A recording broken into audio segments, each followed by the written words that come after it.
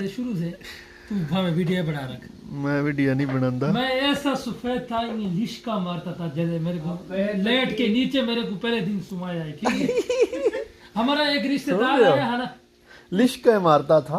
ठीक है, हमारा एक रिश्तेदार है, उसको उस दिन ही अल्लाह ने बेटी दी।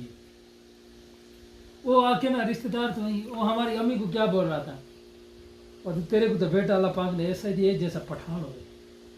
यानी कि तू गोरा है।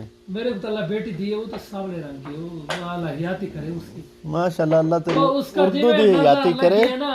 उस तो रात मैं तो पूरी रात मेरे को बाप भी तो माँ भी बोला, अभी बोलते हैं ना, अभी तो बड़े चीज हुए हैं। पूरी रात पूरा दिन हुआ, 2 दिन ना ताया हमारे को आराम ही नहीं करने दिया। तो समझ आ रही है इमरान? आ रही है क्यों नहीं? अच्छा जी। इतना मैं रो रहा था, उसका नजर लग गया, कोई पता नहीं, मैं बीमार हो गया था। मेरे गोल्डन उर्दू है ना, मैं क्या शायद समझना मेरे को पेशावर लेके गए थे, ओ किधर किधर, फिर मैं सेहत में भी फर्क आ गया है, ते रंग भी उड़ा गया है। मेरे को